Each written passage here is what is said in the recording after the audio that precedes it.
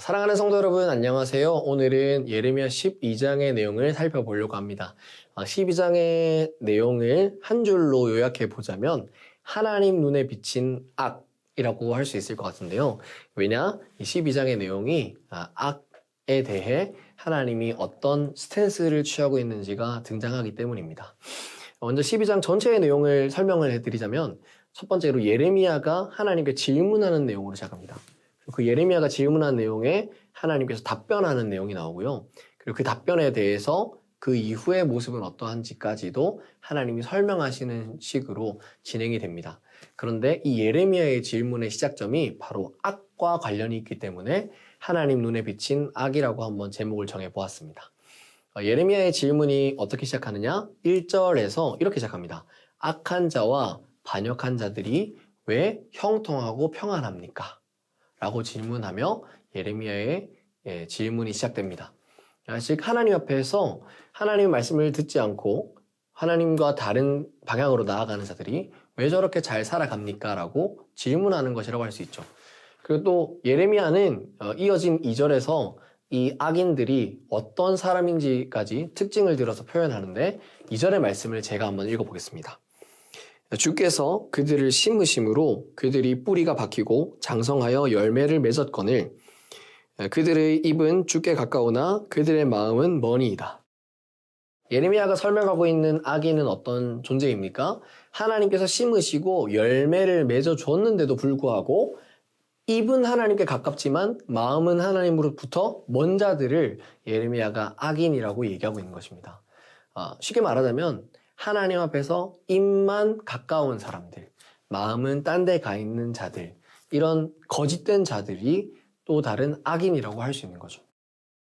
그러면서 동시에 예레미야는 질문하는 겁니다. 하나님, 입만 살아서 입만 하나님 앞에 저렇게 지키겠다고 하며 삶은 다르게 살아가고 있는 악한 자들, 하나님 뜻에 반역한 자들을 왜 저렇게 형통하게 내버려 두십니까? 라고 질문하는 것과 마찬가지입니다. 여러분, 이 질문에서 약간 뜨끔하지 않으십니까? 저는 이 2절의 말씀을 읽으며 뜨끔했는데요. 왜냐? 하나님께 입은 가깝지만 마음이 먼 사람이 바로 저인 것 같다는 생각이 들었기 때문입니다. 여러분, 우리는 믿음 하나님 앞에서 다짐할 때 늘 비범한 다짐들을 합니다. 십자가를 지고 아골골짝 어디든지 가겠습니다. 라고 얘기하지만 정작 입만 살아서 그렇게 표현하고 내 삶의 십자가를 져야 할 때는 하나님과 다른 방향으로 갈 때가 많죠. 아직 예레미야가 말하고 있는 악인의 모습이 우리의 모습이라고 할 수도 있는 것 같습니다. 그리고 예레미야는 이들의 모습을 보며 하나님 왜 이들을 내버려 두십니까? 라는 안타까운 마음으로 가슴을 치며 질문하고 있다고 할 수 있습니다. 예레미야의 질문에 하나님께서 답변을 하시는데요. 굉장히 이해할 수 없는 답변을 하십니다. 5절의 내용인데 예레미야의 질문의 내용이 뭐였습니까? 악한 자들과 반역한 자들을 왜 내버려 두시나요? 왜 형통하고 평안하게 두시나요? 라고 질문을 하는데 5절로 하나님이 답변하십니다. 5절의 말씀을 제가 읽어보겠습니다. 만일 내가 보행자와 함께 달려도 피곤하면 어찌 능히 말과 경주하겠느냐? 내가 평안한 땅에서는 무사하려니와 요단강 물이 넘칠 때에는 어찌하겠느냐? 네, 갑자기 악인들이 그런 이유는 이렇다라고 설명하시는 것도 아니고 왜 내버려 두십니까? 뭐 어떻게 할 거다라고 설명하시지도 않고 갑자기 두 가지 상황을 얘기하시죠. 달려가는 보행하는 자와 함께 달려도 피곤하면 어떻게 뒤에 말과 경주하겠냐? 그리고 지금 평안한 땅에서 무사하다고 생각하면 어떻게 뒤에서 강물이 넘칠 때 괜찮겠냐? 라고 답변하시죠. 이 답변이 때로는 의아하게 들릴 수도 있습니다. 그러나 이 답변을 전체적인 측면으로 살펴보면 하나님이 어떤 의미에서 이 말씀을 하셨다는 걸 알 수 있습니다. 여러분, 악인들과 예레미야가 설명하고 있는 악인들과 예레미야가 가지고 있는 공통점이 있는데요. 그것이 무엇이냐? 바로 이 둘은 현재밖에 보질 못한다는 것입니다. 악인들도 자신들이 지금 하나님께 반역함에도 불구하고 형통하게 살아가는 모습을 지금의 모습으로 보고 있고요. 이 예레미야도 지금 형통한 모습만을 보고 있다는 것입니다. 그러나 하나님은 이 5절의 말씀을 통해 무엇을 알려주십니까? 뒤에 또 다른 일이 벌어질 것이라는 걸 말씀해 주고 계시는 겁니다. 즉, 하나님은 나중을 위한 계획이 따로 있으시다는 걸 예레미야에게 설명해 주시는 겁니다. 악한 자들과 예레미야는 지금의 모습만을 보지만 하나님은 나중에 어떠한 일이 일어날지까지 보고 계신다는 걸 설명해 주는 것과 마찬가지입니다. 즉, 지금은 형통해 보이는 악인들을 하나님께서는 나중에 반드시 심판하실 것이라는 약속이 있다는 것을 알려주는 것입니다. 마치 이 내용을 읽으면서 저에게 떠오른 그런 예시가 있었는데요. 그 부모님 몰래 동생을 괴롭히는 형, 그리고 그 괴롭힘을 당하는 동생의 모습이 그려졌습니다. 잘 한번 생각해 보세요. 형과 동생은 지금 형은 부모님이 안 계시니까 내가 동생을 괴롭히는 게 안 들킬 거야 라고 생각하며 살아가고요. 또 그런 모습, 부모님께 들키지 않는 것 같은 모습을 보면서 동생은 왜 나를 괴롭히는데 저렇게 악한데 부모님은 모르시고 이 사람은 이렇게 평안할까? 형은 이렇게 형통할까? 라고 부당하다고 생각하겠죠. 그러나 그런 형, 동생을 향해 하나님께서 이 말씀을 통해 무엇을 알려주시느냐? 부모님은 다 보고 있다. 그리고 그 뒤에 갚아줄 것이다. 심판할 것이다. 라고 말해주는 것입니다.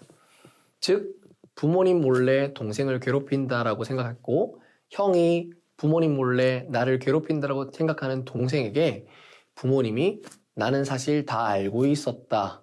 그리고 그 뒤에 내가 본 그것대로 벌할 것이다. 라고 말해주는 내용과 같다라고 할 수 있습니다.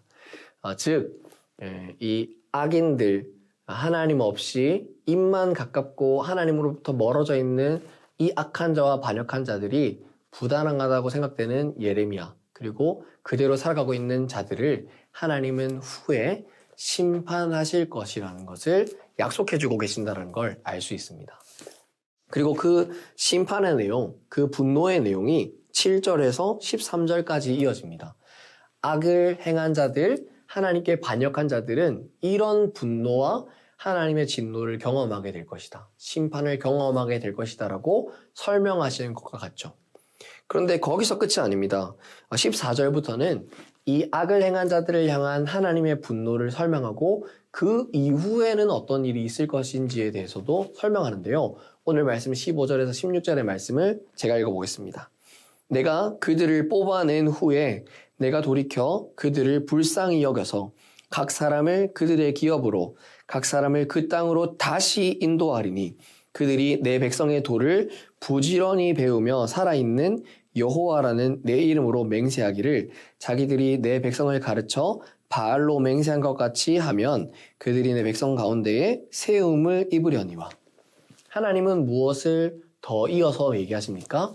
악인들과 반역한 자들을 심판하시고 분노하시고 진노하실 것이라고 말씀하시며 동시에 그 이후에 그들을 다시 인도해 세울 것이다까지도 말씀하고 계신 것입니다. 즉, 이 악인들도 하나님께서 인도하시고 자신의 백성으로 새롭게 삼아 가시겠다라는 뒤의 일까지도 말씀하고 계신 것입니다. 악인들과 반역한 자들까지도 사랑하시는 하나님의 사랑이 나타난다라고 할 수 있겠죠. 제가 앞서서 이런 얘기를 드렸습니다. 부모님 몰래 동생을 괴롭히는 형에 대한 얘기를 했습니다.